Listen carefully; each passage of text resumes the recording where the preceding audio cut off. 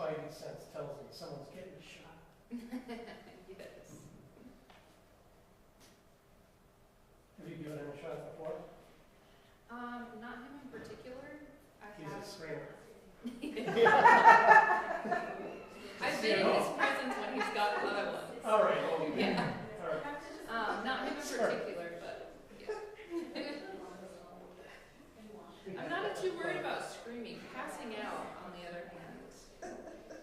Yeah. So if that happens, I expect you, scoop them up.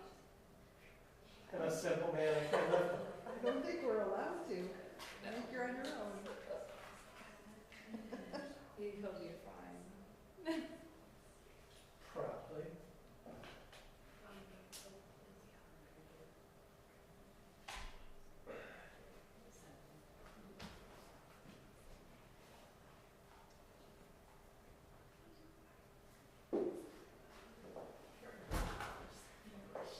Fine, Claire. How are you? I'm good. Good. How are you? Great. Thank you very much. Are Brian and Dina still out? I believe so. That's why you see me today. I feel like you cover health though sometimes, kind of. They did a bunch of stuff. I do what I have to do. Pay some of the bills. So he's gonna get the flu shot. The boosters are arriving in the state today, so he's gonna get the flu shot and encourage people to schedule their appointments to get their boosters, but they're just getting their people shouldn't get the booster? Yes. Okay. Yeah. It's Gotcha. dangerous. Yep. Jury's still out. We're not sure Exactly. if it's the flu shot today. Yeah. Because I'm afraid of the repercussions. Yeah, he doesn't want to be the first one Yeah, yeah. to get the booster. He's gonna wait to see All how right, it all plays set. out. Yeah. Weeds are? Still Thursday. Okay. Still planning Thursday. Great. 7 p.m., kicking around some time, or not yet? We're gonna push for it to be as early as possible. Thank you. Thank you. Hopefully, but we find out release. Very wonderful. And then trying to figure out what we'll do after that, like a call. The governor won't be able to do an event, but figuring out if How there's come he's not doing it? He's taking fire? he's a DGA thing. He has to go to a DGA meeting. Oh, okay. Um, Will he do a call then? Or? Well, probably just the appointee would do. Oh, okay. All right. So you can get some sense. What about getting the LT? She would. Maybe I think she has an event in Northfield that she's going to. But Okay. if you want to It's going to be helpful to get somebody from the Yeah. administration. Well, here's the way we do this. Yeah. I'll touch Jane on that. Do you want to come to Northfield? What? Do you want to come to Northfield? I have a phone. Thank you, though. Are Appreciate you it. sure? I like Northfield. Right?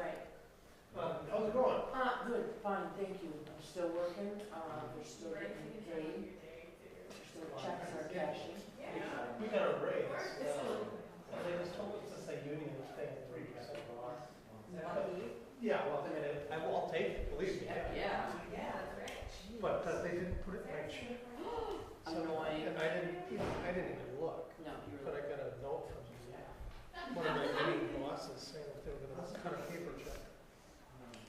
For the difference, or? Yes. Yeah, okay. I hope it's like $8,000. It's not.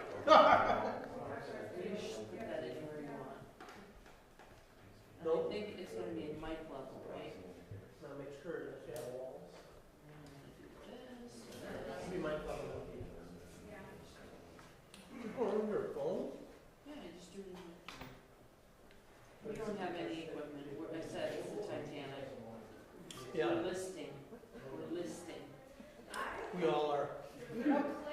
I mean, All this here, funny WCCO story, I don't care if it goes out there.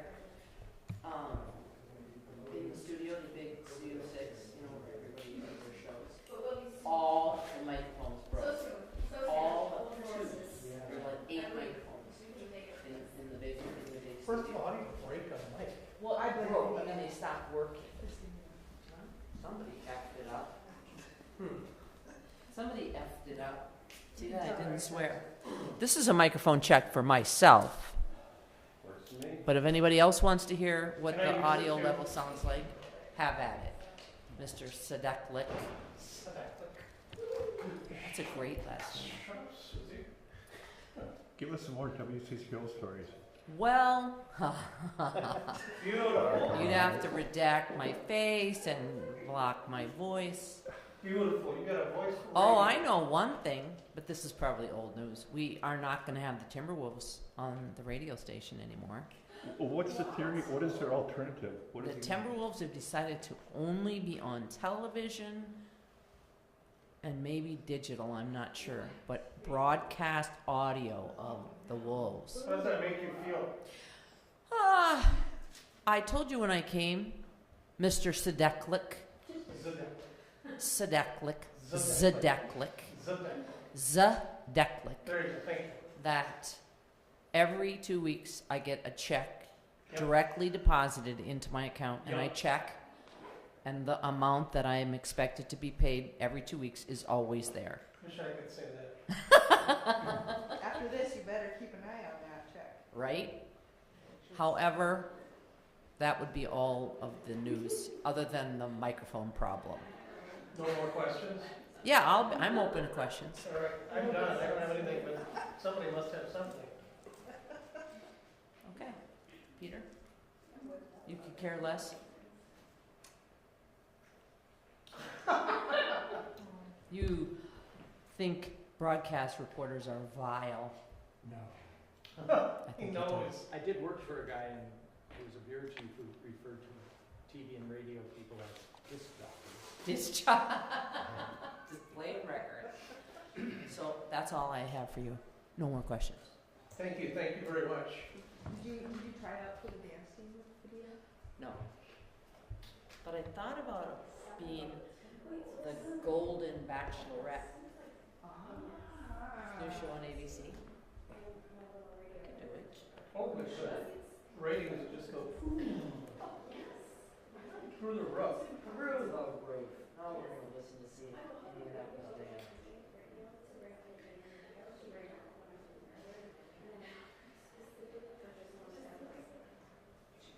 Okay, that is good sound. So what they would do? I don't know. You know, honestly, it is a lot like putting out it's just old building. It was built in like 1920 or something. You know, it really is old, maybe even younger than that. And so, just so much stuff, you know, like, breeze in there, always.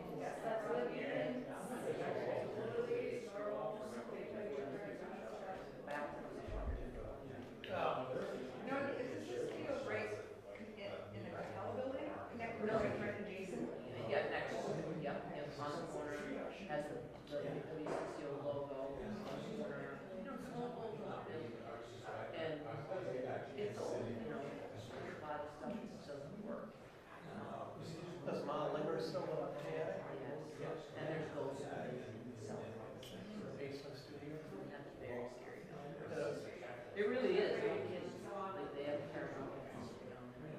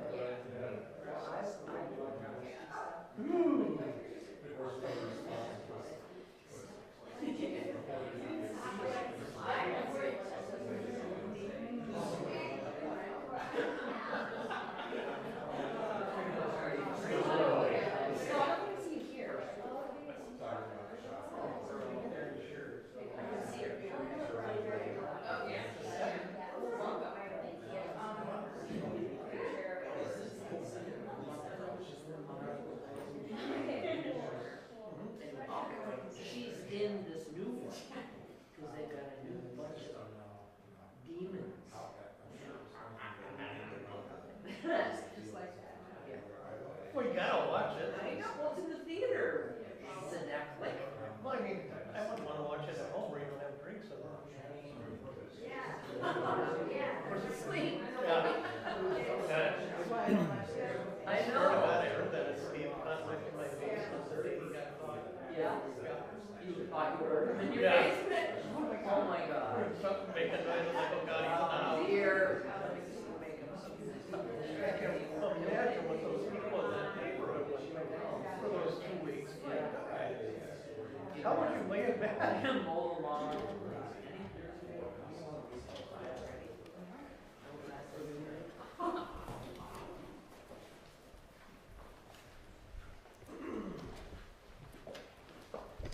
Well, good afternoon, everyone.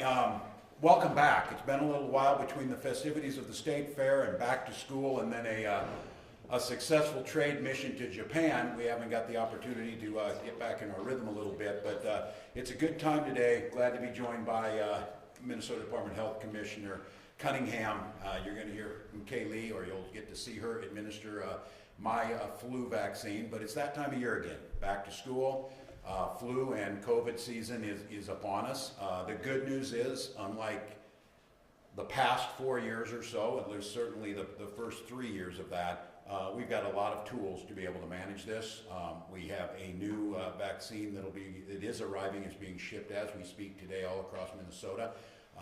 Should be easy to get for Minnesotans, whether they go to their local pharmacy, go to their doctor, talk to health clinics that are available. Most folks who have insurance, that these will be paid for, as they always are, and there's other options for folks if they might not be uninsured. It's always a great idea this time of year, get these vaccines. In the case of a COVID vaccine, reduces the severity of the symptoms. A lot of good studies that it reduces long-term COVID symptoms that we see in long COVID. And it reduces viral load, which makes it more difficult to pass from one to the other. But this is what the phase that several years ago we talked about. We would get into an endemic stage where we would just manage this year by year. The good news is our hospitalization rates remain very low. Our infection rates are low, but again, not surprising this time of year, climbing a little bit. You probably all have someone you know that is tested. I will make note that our tests are still available, the home testing, to be able to request those, I believe, and you're still able to get them. There's a supply of those out there. And again, many health insurance programs provide for that. So once again, it's just precautionary. We get our vaccines at this time of year. Should you get sick, take the normal precautions, stay home till you get better. Good news is in Minnesota that shortly too we'll have a lot of those safe and sick time and paid family medical leave things that you can take care of your health. You can do the things that are necessary, and if you feel those symptoms are increasing or you're having troubles with that, obviously you go and see someone on this. So we're going to make sure that those are out there this week. You can, again, check with your local folks, check with your pharmacies. Most make it very easy. The best way and simple way to do it is if you can get your flu and COVID together. That's one less trip that you need to go. But glad we have the tools, glad we're in a much better position to be able to handle these things, protect Minnesotans, make sure that everyone 6 months or old, that the CDC approved these last week for them, to make sure everybody stays up on that. So with that, I will turn to Minnesota Department of Health Commissioner Brooke Cunningham. Thank you, Governor. Thank you all for joining us today. Again, my name is Brooke Cunningham. I'm the Commissioner of Health. And as a doctor and a health commissioner, I can tell you all that getting vaccinated against flu and COVID-19 is one of the best ways to keep you and your family safe this fall and winter. Now is a great time to make a plan for getting you and your family vaccinated.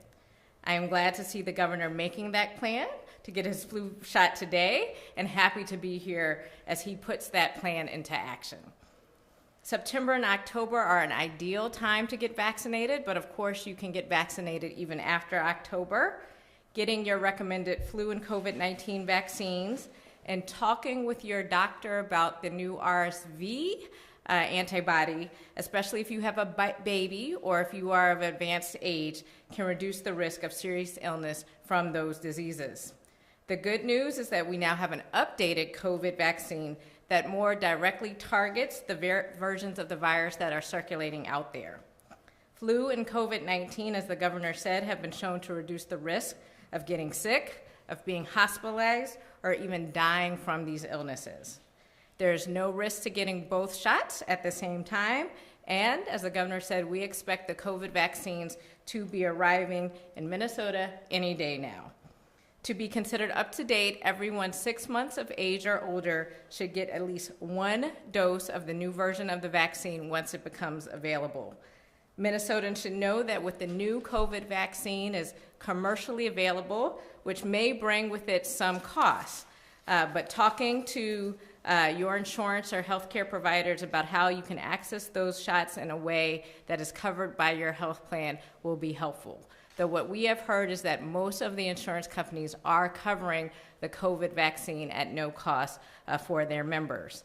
Minnesotans without insurance can visit vaccines.gov to find out where they can get the vaccine for free, whether it's at pharmacies, at a local health clinic, at local or tribal public health. There are many participating providers where people without insurance coverage can get vaccinated.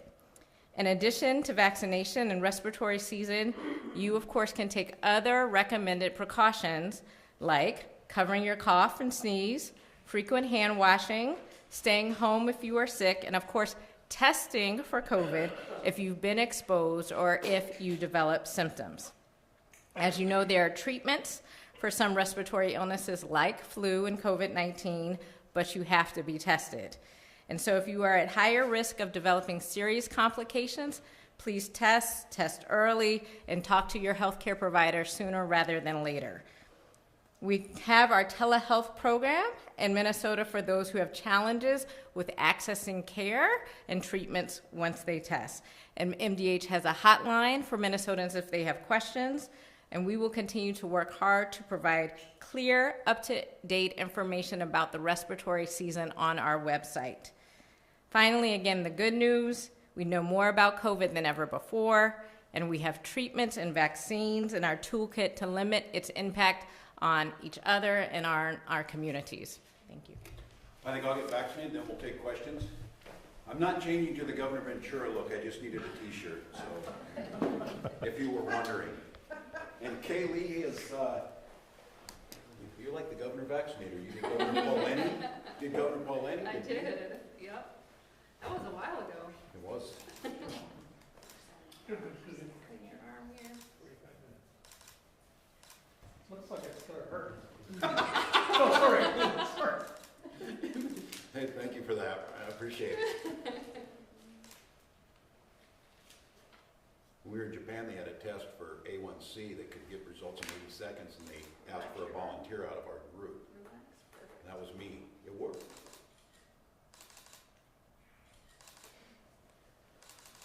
You can do it anytime. Oh, you're not. That's it. You're welcome. Thank you so much. All right, well, once again, this is our yearly public service announcement, and I will just have to say in full disclosure, it feels good to add COVID into the routine of the flu shot where first we have enough for everyone to get. We also know what it means to manage that and to not have the situation where the looming crisis of overwhelming a healthcare system is on the horizon. But I do think we watch these numbers go up. The health department still continues to track them.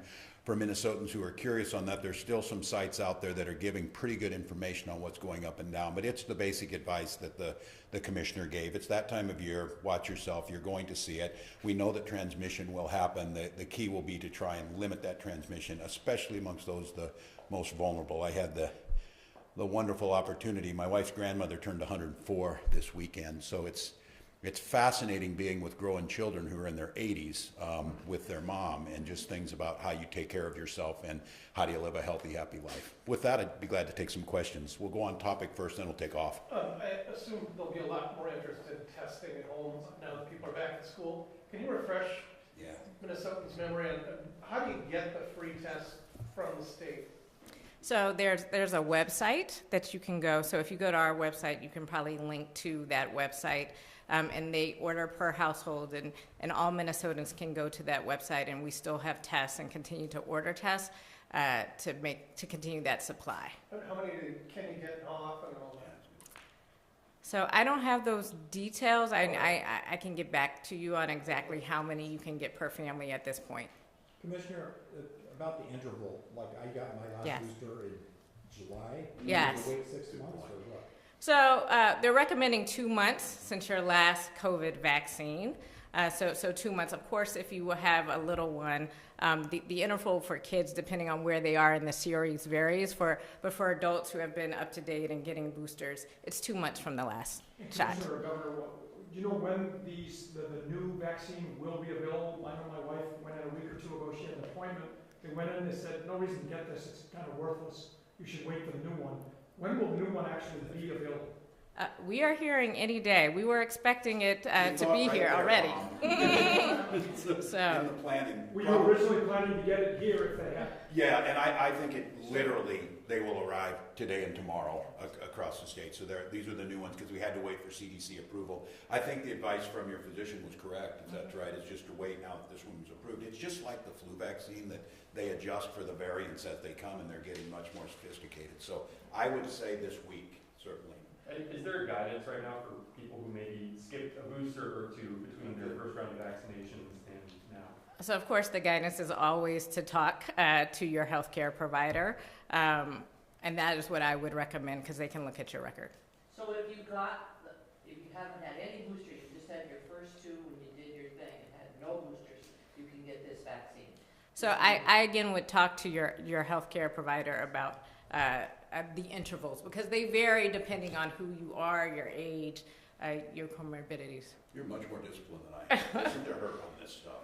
Commissioner, I think in the old days, Yes. the state government was kind of more involved in vaccine supplies. Now when it's a commercial product, it Yes. appears to be going directly to the drugstores. Right. Do you have any way of monitoring other than kind of what you've been told?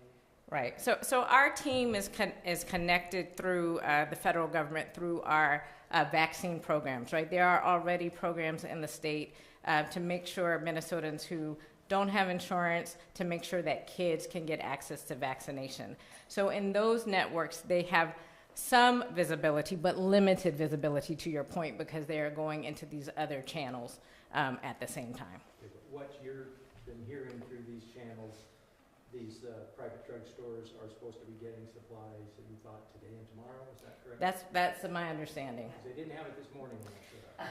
They didn't have it when I was in clinic on Friday, so yes. And so they're not arriving in Minnesota, so there's like a story 2 weeks ago that here they are, and they're ready, go to the store. Sure. Hi. My name is Jessica Hancock Allen. I'm the Division Director of Infectious Disease at MDH, so took over for Chris Ayersman. So yeah, to answer your question, I'm sorry, I forgot what your question was. Could you tell me again? It was just that there was a story a few weeks ago that Yeah. they're now, they're long, Thank you. you can get them. That's not true. We had hoped and heard it would be 48 hours to start seeing shipments, so we'd really hope that we would get some vaccine early Friday. That was a pretty lofty goal, and I think it just took time for the shipments to start. So they're rolling right now. So as the governor mentioned, I wouldn't be surprised if we started seeing vaccine later today or tomorrow, but for sure this week. So it wasn't before. I mean, there was a story that it was going to be like a week ago, but that did not happen.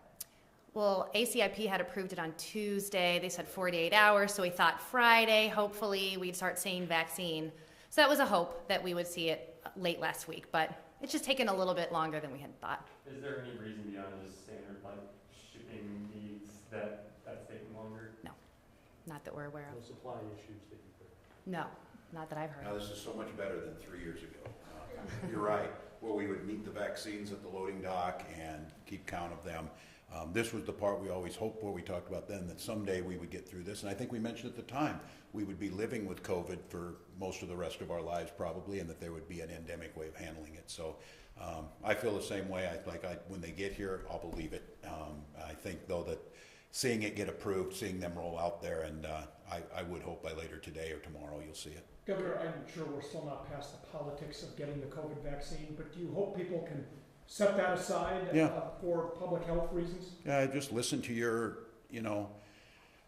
health provider. We know that that vaccines have been one of the most amazing things. Speaking of, great grandma Vera was telling the story. I believe it was her brother, if not, it was a relative, talking about fixing a windmill, and then she mentioned telling the story. He stepped on a nail coming down. And I said, well, what's the rest of the story? Well, of course, he died of tetanus was the story. And you just think about how common this was for infectious diseases, things, polio and other things, and how what vaccines have been able to do, and these are safe, approved vaccines. And you're right, Tom, I want to be very careful about this, just like we've always done. We're recommending you talk to your healthcare provider, make an informed decision, know what the science is behind this, and then continue to do so, because there is that piece of reduced viral load, which reduces transmission opportunities, which again benefits all of us. Commissioner, can I ask you about the boring flu shot? Go ahead. Isn't it too soon? I mean, isn't No, it it's not too soon. Won't I lose effectiveness if I get it now and I have to be around legislators in February? No, it's not too soon. We do recommend September and October. Of course, immunity through any of these shots does wane over time, but our historical recommendation was to get it when it comes, and that's generally mid-September. I like your enthusiasm for having to be around legislators, and so you get to be around them.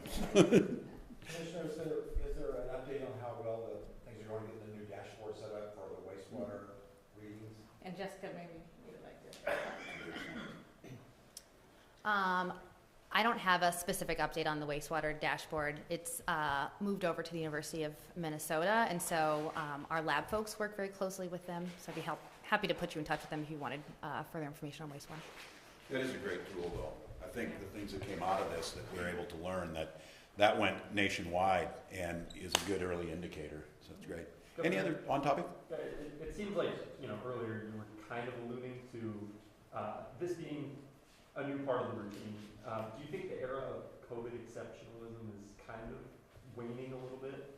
Well, that's the numbers and what it does. And when you mean COVID exceptionalism in terms of treating it different than any other respiratory? Exceptions for COVID above things like the flu and other. Right. I think we will continue to monitor COVID, right? I think we have to, as a state, as a nation even, right, globally get some additional comfort, right? And we keep tracking variants. We keep looking to see the efficacy of our vaccine and therapeutics. And what it is looking like is that it is going indeed in that direction. Of course, I think we will all have a sigh of relief if that is the case, if it becomes part of our routine sort of preventative health care. But I think right now at MDH, we continue to just look at the numbers to make sure that we're comfortable with what we're seeing, to make sure that as new variants emerge, that it is going in the same way in which that therapeutics and vaccines are efficacious, to continue to look at the hospital bed numbers, the ICU numbers, the mortality numbers. And again, I think making it through one more season, right, will give us that additional layer of comfort where we can say, perhaps when we stand here in front of you next year, whether we have ended the era of COVID exceptionalism. Commissioner, is there any concern for people using COVID tests that have expired? I will have to punt that to my team. Dan Huff, Assistant Commissioner for Health Protection with MDH. So it really depends on the test. So some tests have been extended, and you can find that on the CDC and the FDA website. I always just Google these things, but make sure that you're going to the actual federal website. But what happens is the reagents in the test do get old, just like, you have a recipe that you pulled out and it was 10 years old and the cake doesn't rise. Same thing. So you want to make sure that they are within the window, but as long as they have been extended, it may not say it on the package, but the FDA has extended by 6 months, 12 months, some of the different batches of the test because they've shown the efficacy remains high. Great, Commissioner and team, thank you. Kaylee, thank you once again.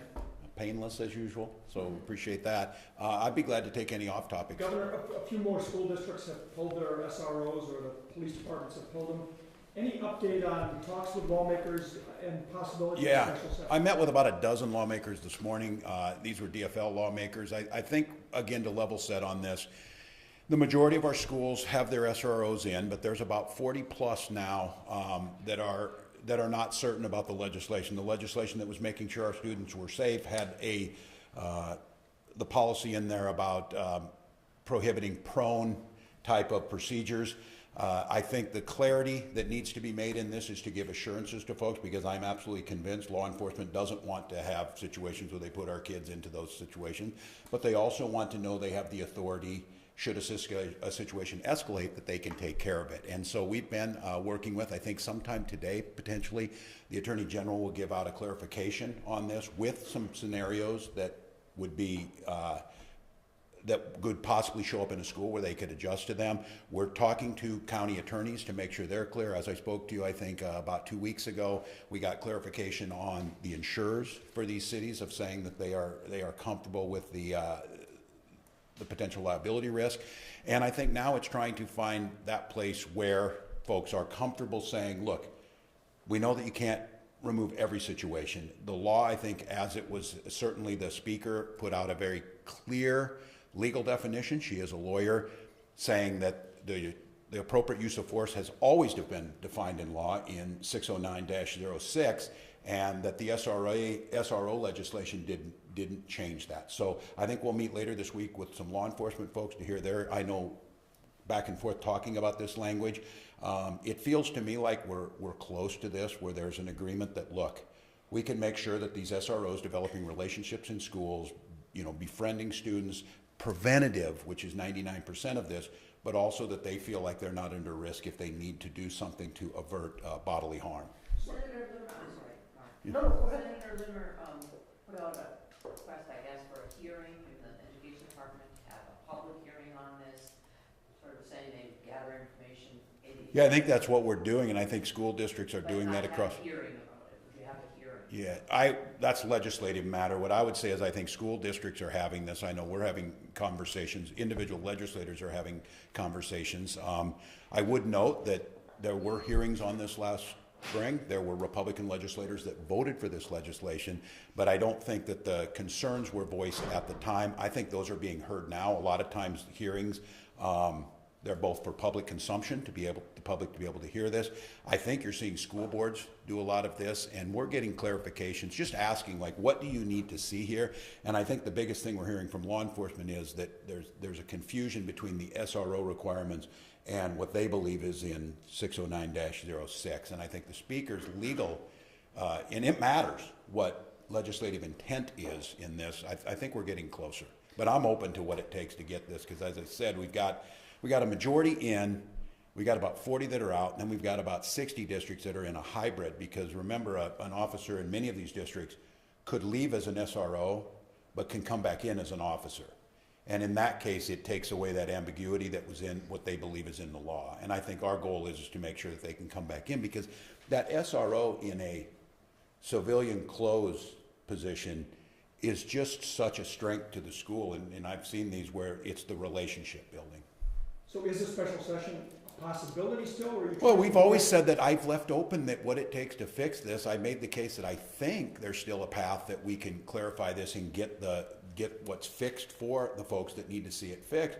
But I've said, and will continue to say again, if the legislature can come to an agreement that we can get something done in that to clarify and get these folks back in, that's our goal.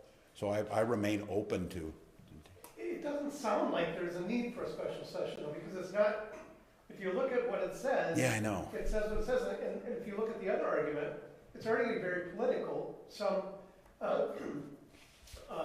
competitive members of the legislature are getting ads that look to be reframing the defund the police argument. Yeah, which is really, really unfortunate when you consider that this piece of legislation was in the funding bill. So if you voted against this, you voted to defund the police. Now look, I'm not out there when I see people say this is an anti-police. I'm not out there saying the people who want this change want to kneel on kids. I don't believe that at all. So I don't think the argument that this is about not wanting to fund the police. We gave more money than we've ever had before. This was a clarification. I think all Minnesotans agree. We want to make sure that we're not doing something with our kids, and we always treat kids differently in a way that, again, remember, this is the law already for SROs for about 40% of those students, because of those students with special needs already have this in place. This was to clarify it for the entire student body. So that's what, it's unfortunate. Those who are trying to make this a political issue,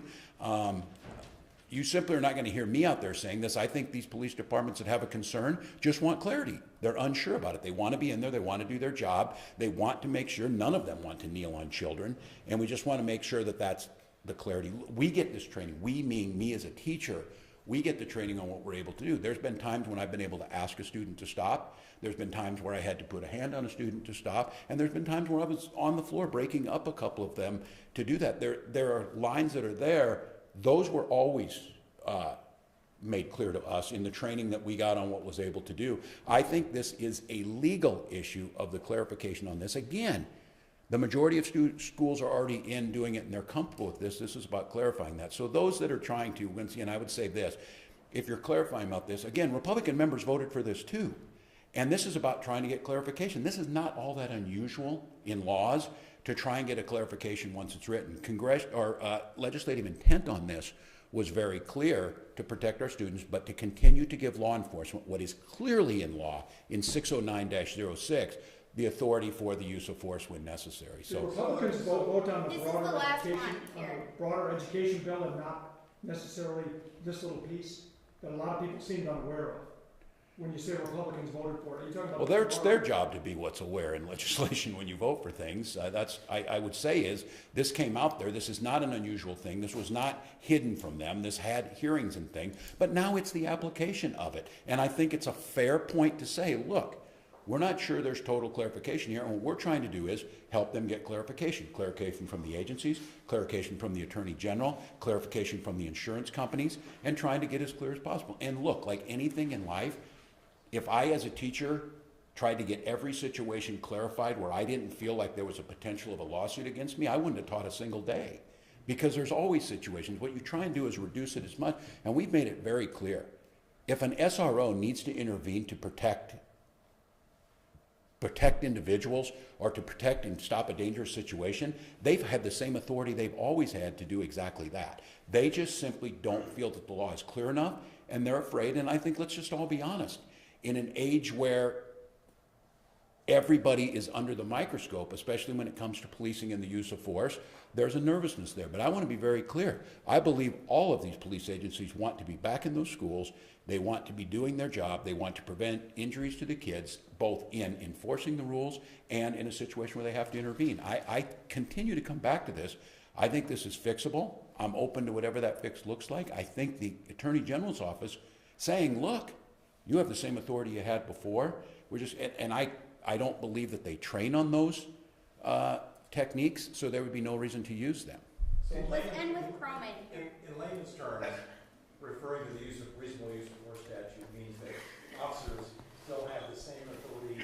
They can still treat kids in the schools the way they would somebody in the street. Yeah, if they need to. That's what 609-06 has always said, the reasonable use of force. And I think all of us know that term in itself, that appears to give enough clarity, but that in itself will be debated about when to use force. How do you know? You weren't in that situation to know what it is. And I hear people flippantly say, oh, we're just going to say now, stop doing that. Nobody said that.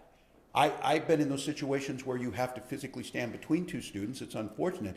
The vast majority of the time, these things are de-escalated. And I remind people, this is about kids.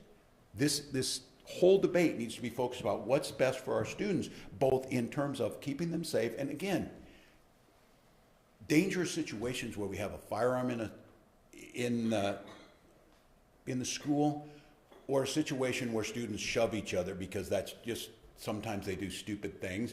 You use different levels of how you go in that, and this was just meant to make sure that we clarified that. Again, all of those students in special needs in there are already covered by this, that these prone positions can't be used on them. My question always was on this is, how do you know walking down the hall? How do you know? So you were already, if you will, had a responsibility to not use a prone position on a student who has an IEP, whatever it might be. This was just to make clarification across the hall. It didn't say that the police can't. And again, I remind you of this. The majority of districts say, yeah, that's clear to us and we're good with that and we're going. My concern is, if you do have a question, and I think these are valid, legitimate, gray areas, why don't we get together, and that's the conversations we're having, and see if we can work out language. Governor, just on another note, Henry Boucher passed away yesterday. Yeah. Did a lot of lobbying here. He was legendary for his exploits on the ice, but lobbied here a lot on Native American issues.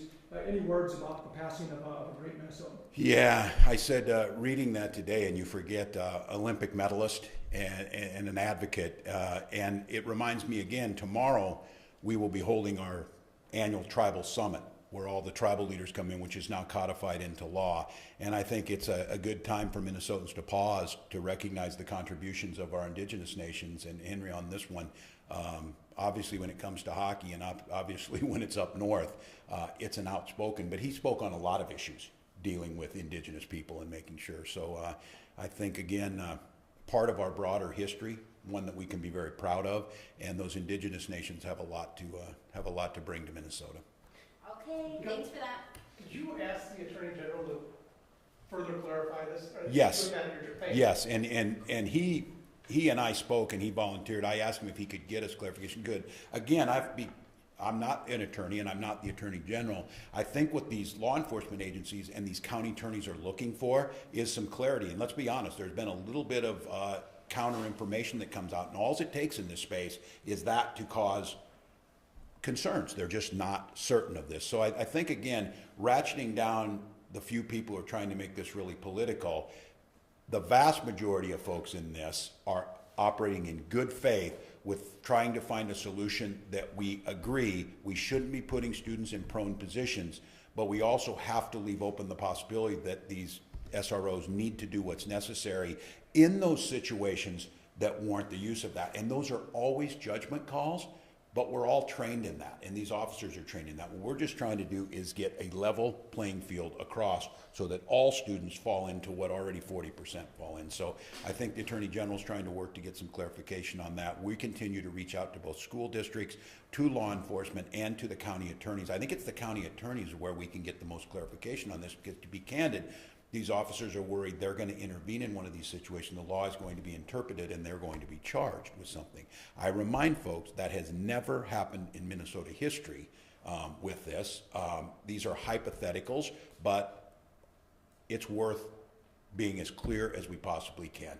I think I would just ask Minnesotans on this. Our schools are safe. It's the place where our kids are getting meals to eat now. It's a place where they're seen, valued, heard. They want to be there. We just need to not be, and those that are out there sending a message that they're not safe or whatever. Keep in mind, many districts, the majority of districts, don't even use SROs. Never have. They don't use them now. Teachers and the staff and folks do that in there. So trying to put out misinformation about this, I want those SROs in those buildings because they develop positive relationship with adults in their community, and it builds that relationship between police and their community that we all know is the key to good preventive policing. So there's a solution here. We can get this done. I think the calmer voices are prevailing. We'll get some of this clarification this week, and I remain open to, let's get those 40-some districts back in and focus on what the kids are there for, to learn, to socialize, and to play football games on Friday nights. So thank you all. Thank you. Hey, Lee, thanks again. You're great. Thank you, boss. He's always good. So, you're not as busy with us as you used to be. No, we haven't been. Thanks again.